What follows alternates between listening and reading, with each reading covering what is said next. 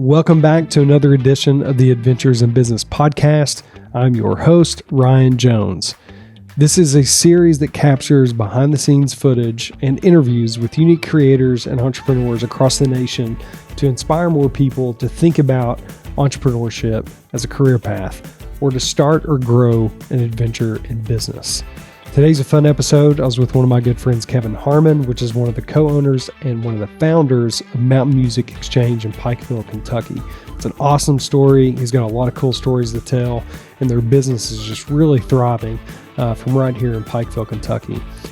For a decade, Kevin has been an integral part of the music scene in Eastern Kentucky, and I would say Appalachia as a whole, providing a haven for musicians and music lovers alike at Mountain Music Exchange.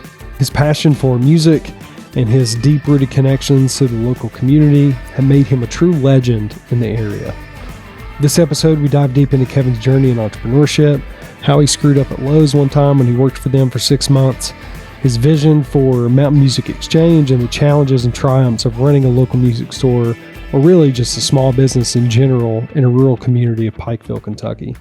So let's dive deep into the world of music, community, and creativity with the man behind the legendary Mountain Music Exchange.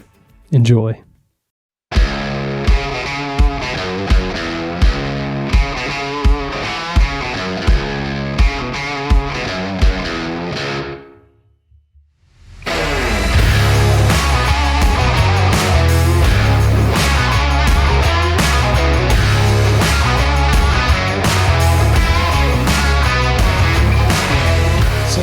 Take me back to when you grew up. Did you grow up in Pikeville? Yeah, I grew up in Virgie. So I graduated high school in 96, but I started playing guitar when I was 12, and it just kind of snowballed. I fell in love with the guitar. Before I fell in love with music, I was just fascinated by everything guitar, and then I started hearing records and putting it all together. My brain was just soaking it in and learning about guitars and learning about music, and that's all I've ever done. Luckily, it's worked out. Yeah. Have you always been curious like that about things, or was it really just the music that drew you to it and you were more curious about music than anything else? Yeah, no, I didn't. I tried basketball in Little League. I can remember my dad was like, someday you're going to have tickets and get me free tickets to the NBA. Then like 2 games in, he was like, basketball is not for everyone. So, I didn't. I don't have a lot of other things. But I love music and guitars and keyboards and luckily I get to sell them. Yeah. You worked after high school in a couple of retail stores and a guitar store before you started this location. So walk me through that a little bit. Yeah, right out of high school, I worked for a company called Soundhouse. I kind of grew up there. I learned about retail and things. And then I took a stint at Guitar Center in Knoxville. I had a blast. It was back in the old days of Guitar Center when it was so fun. But I got homesick in Knoxville and moved back to Knoxville's Pikeville. So cool though, man. It is such a cool town. We lived close to Alcoa down the Pellissippi Parkway. And I mean, it was a great place, but if you're from here, you got ties here that people don't understand, but man, this place is home for people that are from here sometimes. So here I am, right back. What was your least favorite job before you started working at a music store? I worked at Lowe's for a second, and I was the worst Lowe's employee on planet Earth. You worked one day, probably. I made it. The amount of work I did was probably one day's worth. I was there probably 6 months or something. I don't know how long. It wasn't long. It felt like a lifetime of carrying Quikrete. One time I lifted up I had to drive a forklift, and I'm terrible at that, but I lifted up all the way to the top shelf and just stuck those forks right in bags of concrete, and they just poured out onto the ground. I messed up so much stuff. I would have fired me so bad. I mean, I'm just picturing that. I was terrible at Lowe's. So luckily, a good friend was starting a music store, and I got in on the ground floor of that. So, and that's how I learned to sell, and things just lead you to the next thing. And here we are. So. Yeah. This is kind of a full circle moment for me being here with you, because I remember, way back in the day, maybe when I was in high school, my dad would used to come to Soundhouse and buy off you. And I think Jared was working there at the time too, which I'm really close with Jared as well. Yeah. Yeah. You were young, just a young thing. And your dad's so cool. He had some good guitars. Now I've got them all. Oh, really? Yeah. Such a cool collection of guitars and such a cool guy. Dude, before he passed, I'll have to send you a picture of this guitar, but it's a Billy Gibson edition Les Paul. Oh, really? Yeah, there was only, I don't know how many of them that were made, but it is slick, dude. So you've got those guitars. I've got That's all so those special. guitars. It's really, really cool. I don't get to play them as much as I'd like, and I never was like as good as he was. I'm more of like a rhythm kind of guy playing. Yeah. And now I just like, I've got amps and all these guitars. Right. I'd love to be playing music, but I just don't have the time these days, Yeah, life gets busy. You got to take that little time to. That's one cool thing about guitar. You take a few minutes, and it just takes you away from work and things. And that was his thing too. Like he was a pharmacist, really busy, entrepreneur as well. So like that was his escape tool. Was like, I'm gonna go play guitar in my room. Yeah, didn't he work at 2 pharmacies for a second? Yeah, when you knew him, yeah. Yeah. Yeah, so he was running his own store plus working for a Rite Aid. Wow. Yeah. But so you take your time and it takes you out of the world. That's kind of a special thing that guitar does for somebody. Yeah. So when you all started, there's 3 partners in the store, right? Yes, Tony Mullins and Jared Arnett, and then me. And then how did you all get started? Did you all pitch in some money, or did you have like guitars and keyboards laying around, or how'd you do it? Yeah, a combination of all that. So we had some gear, we were just trying to figure something out, and we thought it was a good idea, and we knew that we could sell guitars. We've been around those things our whole life. So, and at first we were wanting to be a music store, like, drums and PAs and all that, because that's what we thought we had to do. But we started out with guitars because they're easy. There's just so many. People trade them and things. And then that kind of snowballed. We all pitched in money and bought. I mean, me and Tony would take a van and go to somebody's house and buy all their guitars and stick them in the van and bring them down to the studio. And we would set up on Saturdays and open up and, flip stuff, buy it and flip it, buy it and flip it, take that money and buy a few more, take that money and buy a few more. And we're open every Saturday for like 5 hours. And because all of us worked. And then we were like, you know what, I think we can do this, but somebody has to quit their job and do it. And so I'm that guy. You were the guy. Yeah. So, I just quit my job. I had a super cool job. Here's a funny story. After I left Soundhouse, there was a split second where I sold advertising just for a second. And I worked for Jeff Vanderbeck, which is, and Jeff Vanderbeck was an unbelievable boss. At a point in my life, my son got sick. Right at that time that I was working at the newspaper, trying to figure that out, because I thought I didn't know what I was doing at that point. And my son got sick. I had to take off a bunch of time. We had to be out of town, and Jeff Vanderbeck let me work when I could. And wow. I mean, he went, and I was a new employee, just a kid, and he helped me. It was amazing. I mean, he made sure that everything was covered, and that was a cool time. He was he pulled some strings, and then I quit, sold guitars. I should have still been there for him. No. You could probably still sling on the side. Yeah. Jeff, if you're listening, Kevin is available to sell ads. Yeah. I'm not as good at, selling ads is not my, I figured that out real quick, that I'm not great at that. But I did learn a lot from that job. So, so I quit, started a guitar store, and we were open just 5 hours a day or something starting out. And then we would ship stuff out too. We were putting it on eBay only back then, just a few things. And Facebook Marketplace wasn't a thing or anything it was like that? Before anything. We didn't have a website. So literally we would start, putting stuff on eBay. And we bought, we were buying everything we could because no brands would sell.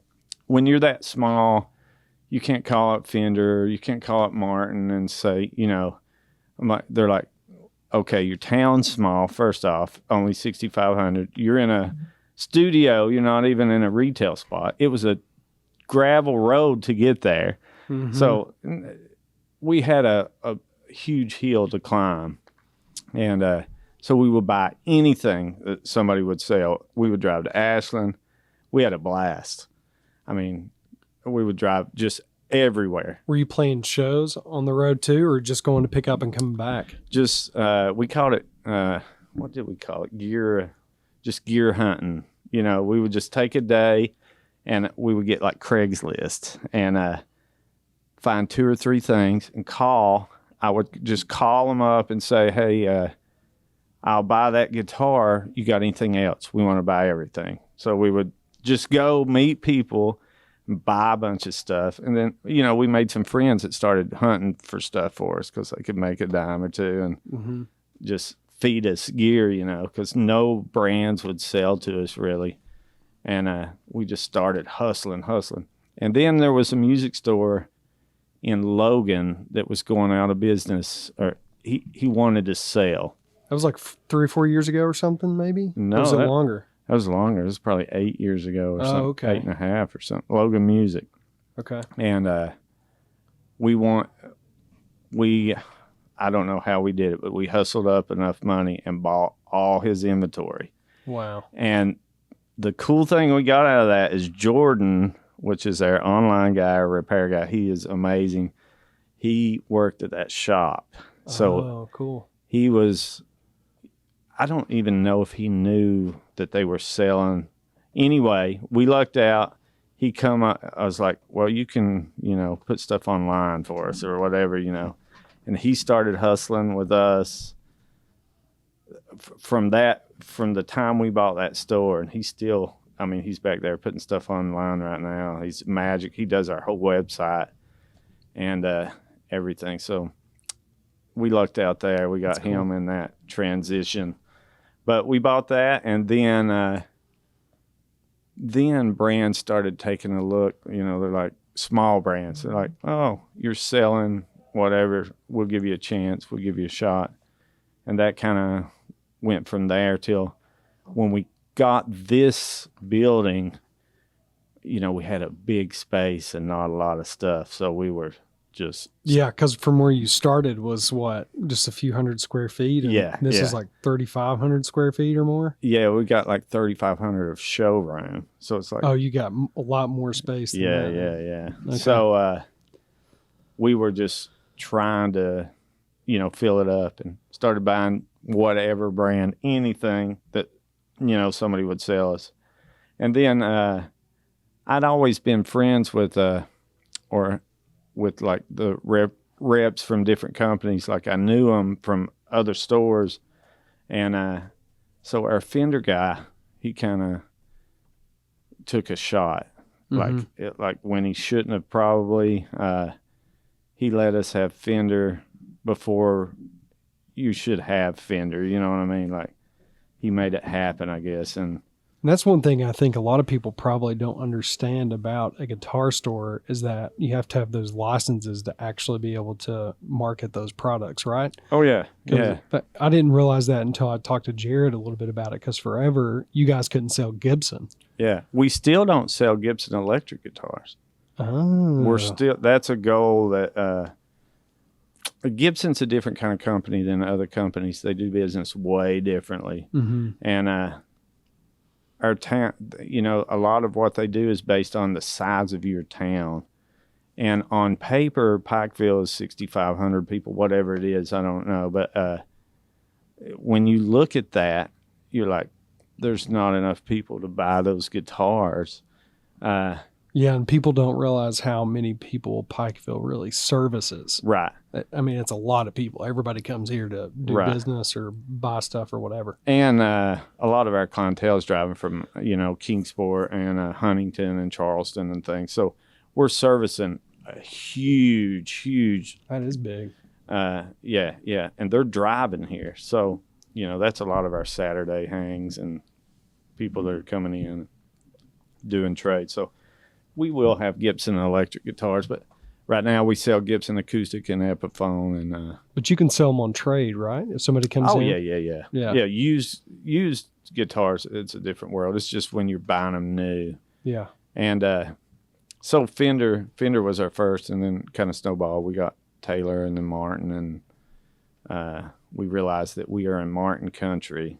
Mm-hmm. That if you want a bluegrass guitar, you want a Martin. I mean, people want Martin guitars, so we sell a lot of Martin guitars. Haas sells a lot of Martin guitars. So my dad played Martin for a while, and then he switched to Taylor, right? Yep. And then he became a Gibson guy. Yeah. I love all of those. I've had them all, and you know, in Eastern Kentucky, we sell a lot of Gibson acoustic guitars. But we sell a ton of Martin acoustic guitars. It's just the brand, the bluegrass brand, you know. How has your experience as a musician informed your approach to running a music store? Yeah, musicians are different kind of people. And buying guitars is a different thing. You know, when I was first starting, you think you're going to service people that are playing live shows, and you're servicing musicians. You know, you're getting those people, but it's bigger than that, because not everybody goes and plays an open mic night. Not everybody does those things, but you might have such a passion for guitar that you will buy a $5,000 D28 and play it for your family. And it took me a while to realize that it's not just working musicians. Usually they have the least money. Yeah. But it's not just for them. It's for you. You may be a working musician. It's for, you know, everybody. It's for the kid that's just starting, that has those dreams. It's for the kid in his bedroom making YouTube videos. Mm-hmm. It's not just the guy that's out at the club on the weekend. Of course, that's a major thing. That's a special thing. They're out hustling and doing it. But it's the guy that gets off work from 2 pharmacy jobs and has worked all day, and he wants to sit down and get away from, you know, whatever the day dealt him. And that's the magic. When we realize that, you know, he needs a guitar just as bad as this other guy. And then it's like the world, you know, everybody needs a guitar. Yeah. Like, they need that spot. That was my dad's therapy. Yeah. For sure. And it was like an addiction to him, because, you know, he had way too much equipment for just being the only person playing it all in his bedroom. But it is awesome though. Yeah. It's a thing that until you experience it, you don't really realize how cool it is, and how much a guitar gives back, you know. So yeah, that's super cool. So Eastern Kentucky, of course, has like a, you know, really rich history of musicians. You know, Chris Stapleton, Sturgill Simpson, Tyler Childers. You can kind of go on and on. Yeah, the list is big. The list is pretty big, and it seems like you all have built some really good relationships with some of those musicians. And how does that like incorporate into your all's culture here? When we started, that's what it was all about. Is we would do open mic nights, like once a month or every 2 months or something, and they started getting crowded, and we've always wanted to be in the middle of that, but we've always also wanted to be an open, like, let the kid that his first time playing, let him get a chance, because those people are the next Tyler Childers. They're just sitting there, So we've always wanted to be that center hub for the music scene in our town, but also open that up for everybody, because everybody wants a piece of that. It's a special thing. I remember some of the videos you all used to do for open mic. I think you used to stream it maybe. But yeah, we did. There was a lot of people in here. Oh yeah, we packed it. That's why we quit doing it. It got too big. You can't take everything out of your store and put it back every night, every time. It's just so much. So you did it at the arena for a little bit, right? Yeah, that went great too. It was great. And then, what we try to do now is just sponsor different ones that have spaces that are designed to hold a bunch of people, because you get a bunch of people in here and there's a lot of things that can go wrong fast. Right. We we have the coffee lounge over in Norton, and we've got like a really small space, but we started an open mic last month, and I think like 20 or 30 musicians showed up to play. Oh, really? And now we have like a sign up sheet, and we're doing it again here pretty soon. Yeah. So it's like something that we just took a chance on, but there's musicians out there that are hungry to play places. Yeah, that don't get a chance. And that's what we wanted to do, is give those people a chance to give it a go. Yeah. We were talking about our space out there by the roastery here. We should probably try to do an open mic or something like that out there. Yeah. That would be cool. That would be amazing. Those lights look so cool out back. They're pretty cool. Yeah. So everybody's like, what are they doing over there? What's going on? An open mic is good too, for volume purposes and things. You can keep it kind of tame, and still let give people a chance to be artistic and creative, and that's what it's all about. That's right. Can you share any particular memorable kind of moment or experience you had at the store when you started, or, is there any like challenges or things that came up that just like you remember that so much and you all overcame it? And challenges, let's see. I mean, everything from, there's so many hurdles, when you first start a company, you can't get financing. I mean, nobody gives a guy that wants to sell guitars on Saturday money. I wouldn't have given him money. So many hurdles. And I think the thing about anything that's special is you get there by one hurdle at a time, or what's the old saying? How do you eat an elephant? One bite at a time, or something. I don't know. Something. We'll fact check that. Yeah. And we'll put it in the edit. Yes. But yeah, you just cross those hurdles. There's every day there's a new hurdle, big ones sometimes. We got flooded is the one. That's a big one. Yeah. That's and Tony took the blunt of that.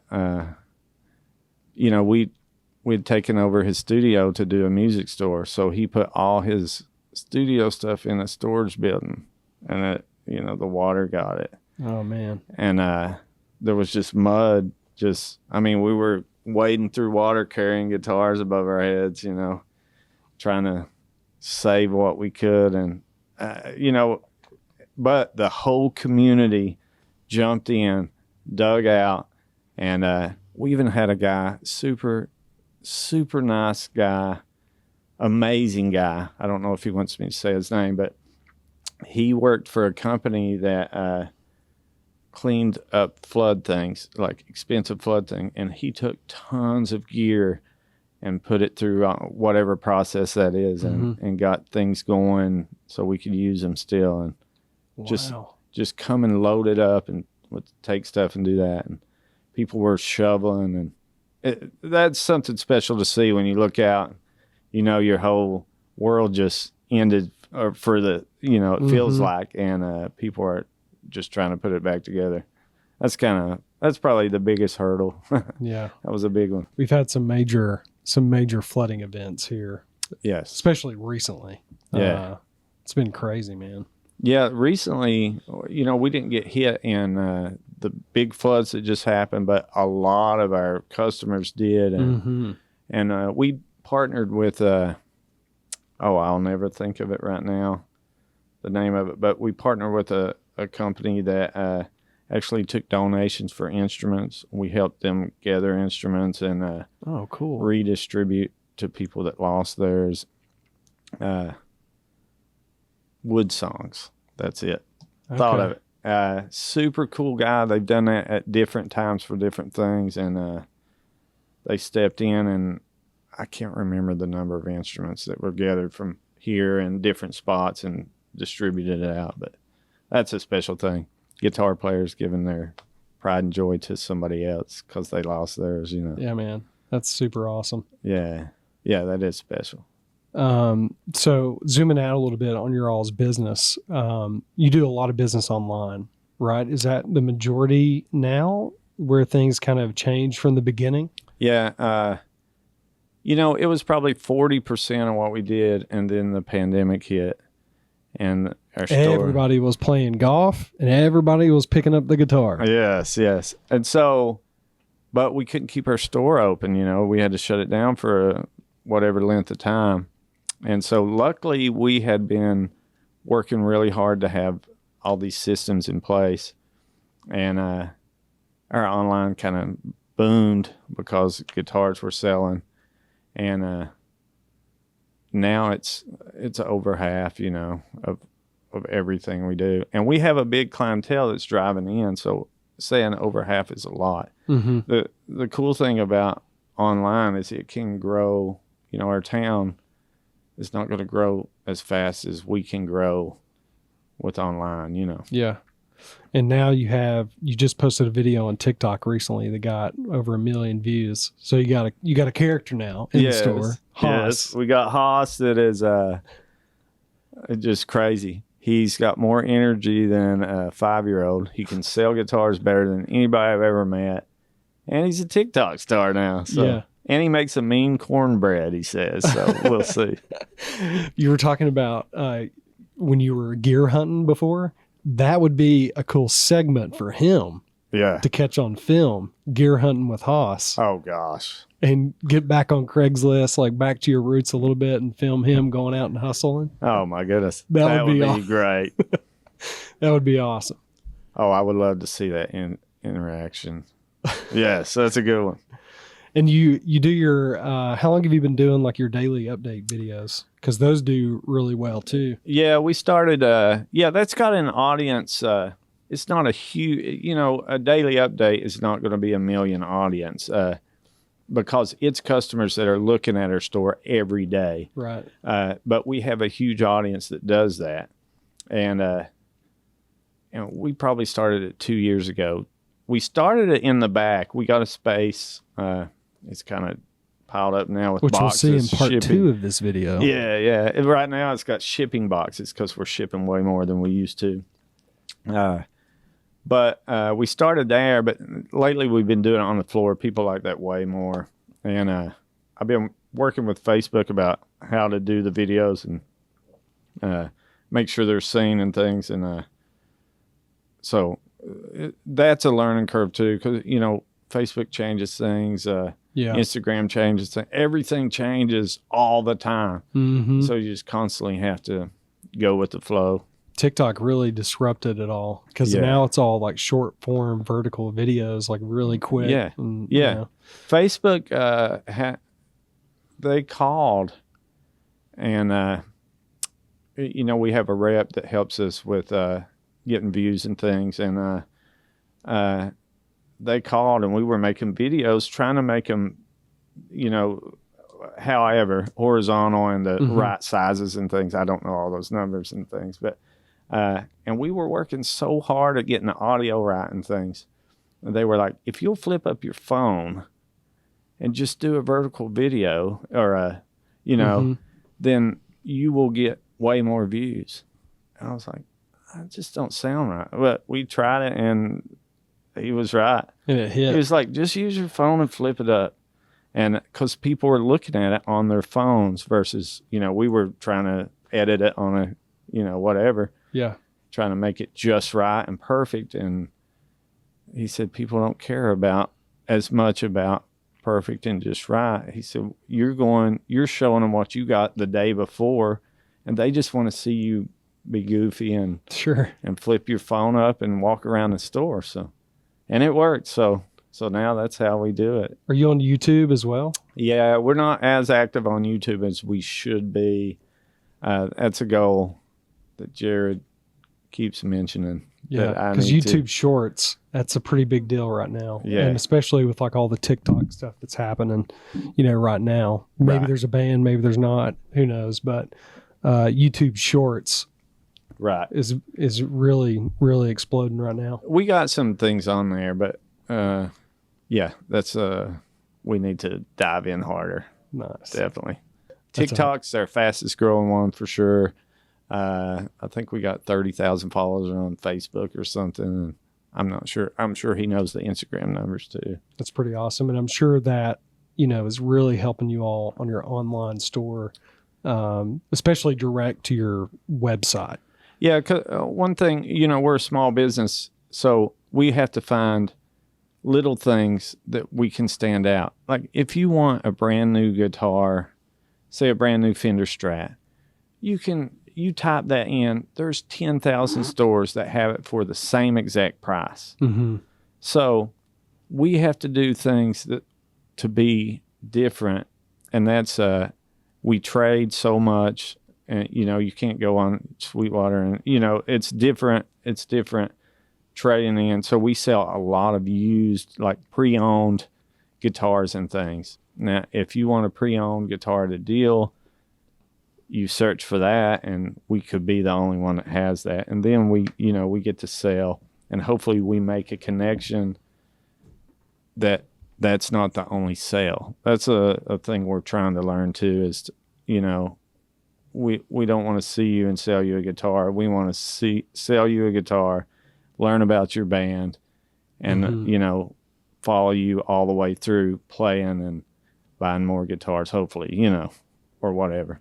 Has any of those connections turned into like friendships or anything like that? People that. Oh yeah, we got there's guys now that once you make a connection and you get to know that person, it's just like being in the store. Now they're making jokes, they'll chat, they'll see something that pops up and they're ribbing us about whatever, like make Haas, change shirts or whatever. I wear too many flower shirts, they always say. Where'd you get your shirt, Ross? We're both wearing flower shirts for That's those true. listening on Spotify. That's it. But yeah, they become friends just like a guy that comes in the store. A lot of them are at work, and they're watching our videos, and you develop customers that come back over and over and over and over and chat and trade and want whatever's new. Yeah. So yeah, it's fun. So what's your favorite part about this business? I'm a little bit older, so I love online so much and those connections, but I love a Saturday when people are driving here from Charleston and Huntington and Kingsport, they're hanging out, you're having a cup of coffee with them. Mm-hmm. And to me, that is so special. That's when I was a kid, I would get up, we would go to music stores on Saturdays, just drive forever. And all these different stops we would make and just hang. And that was so special, part of my childhood. And I love that feeling. When you're a part of that and you come in a store and everybody knows you, you're high-fiving, you're telling stories about where you played at, Mm-hmm. or what guitar you've traded for. Look what I found. I found this pedal at a flea market and it's so cool, or whatever. That's my favorite part. I work Saturdays. A lot of people don't like working on Saturdays. They're Monday to Friday guys. if you're at a guitar store, Saturdays are the special days.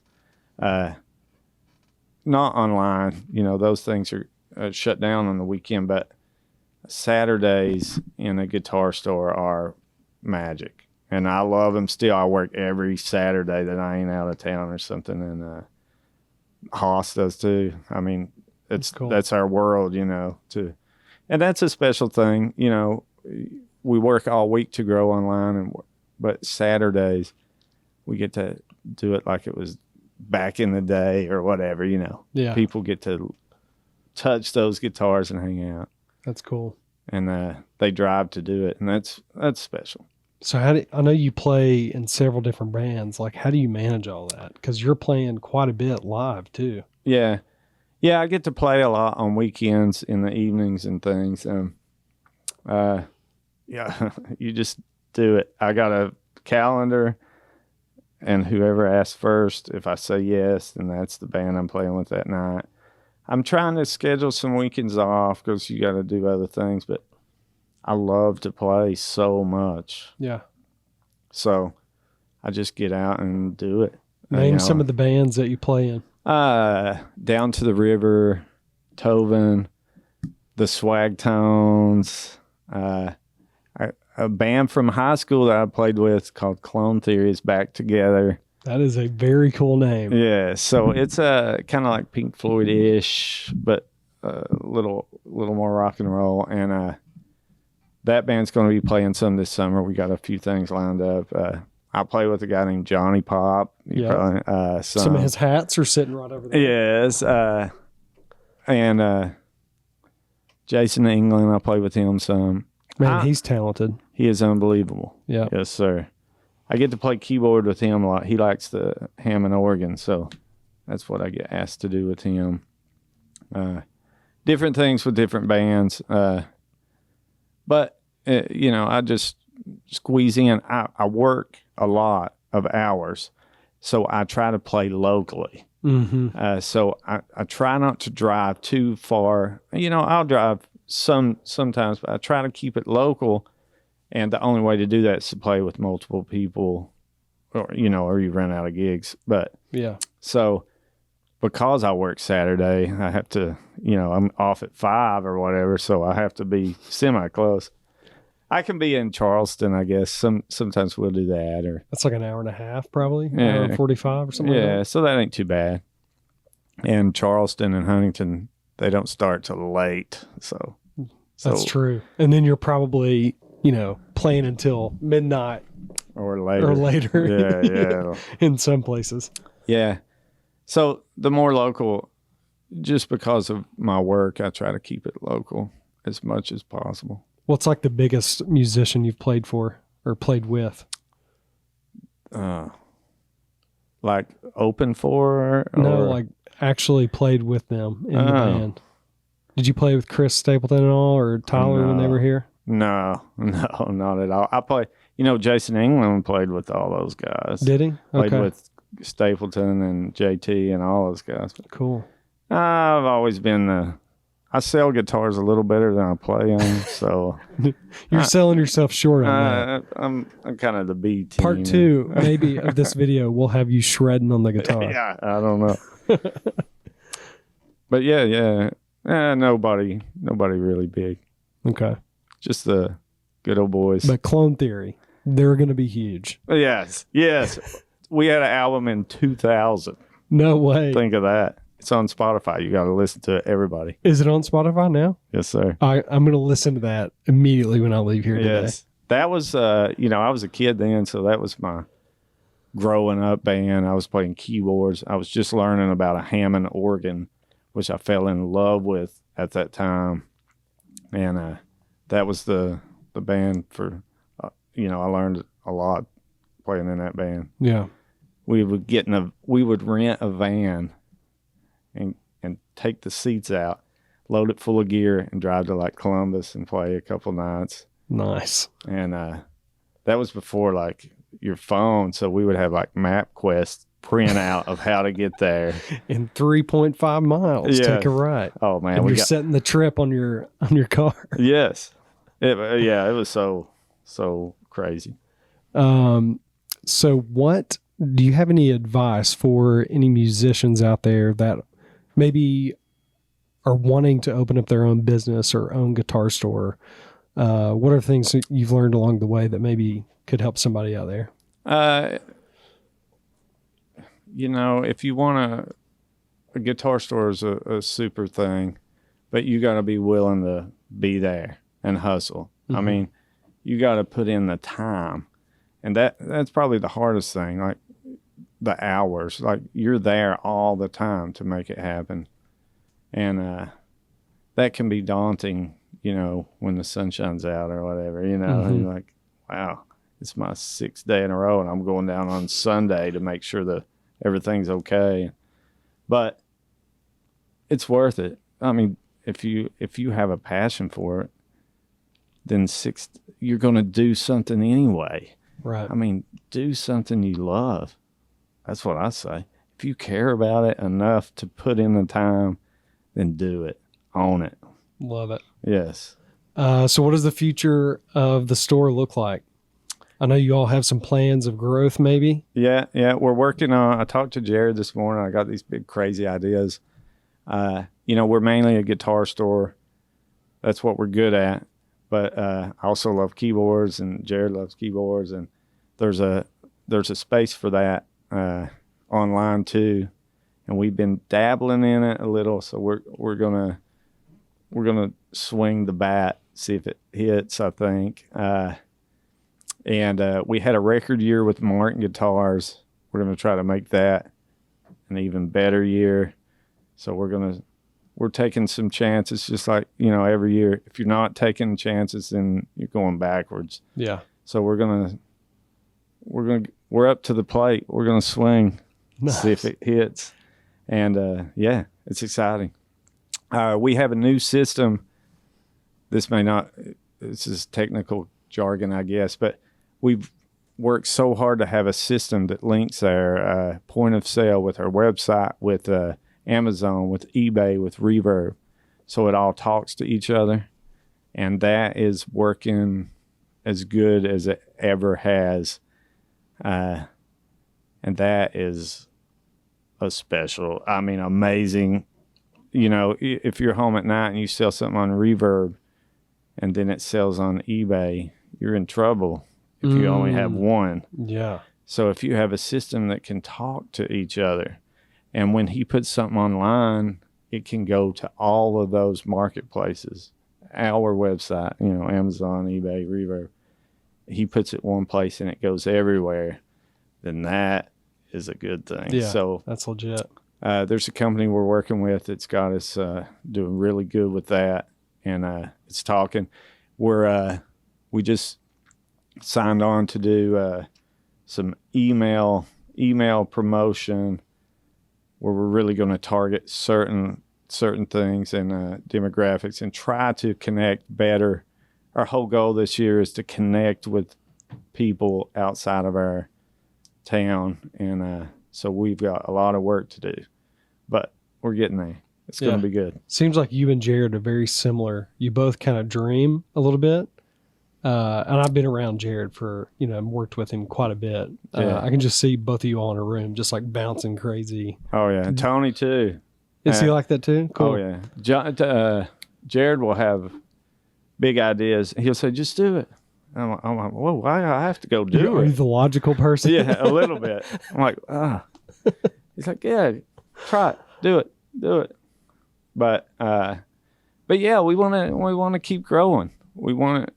I feel like there's a lot of growth potential left, and why stop now? I mean, there's a huge piece of the pie out there, in the guitar world and keyboard world. And let's go get it. Yeah, that's awesome. That's the man. fun. Yeah. It's firing me up just listening to it. Yeah, that is that's what we do. I mean, what will we be doing? Yeah.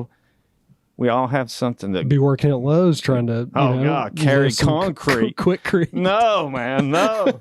That's the worst. We can't go back to that. Yeah. There's people that are made for that can do it really good. I'm not that guy. So let's figure it out. Yeah. Sell some guitars. So where can listeners find out more about the store? Everywhere. MountainMusicExchange.com. That's our website. That's our home base. You can check us out on Facebook, Instagram. Make sure you go check those TikToks out. You have to go to TikTok. Yeah, people. You have yeah. to, because Haas is hilarious. Haas is hilarious. They dream them up all the time. They've got some ideas. Some of them work. Some of them are hilarious. Gear hunting with Haas, though. That is got Yes. to be a segment. That would be great.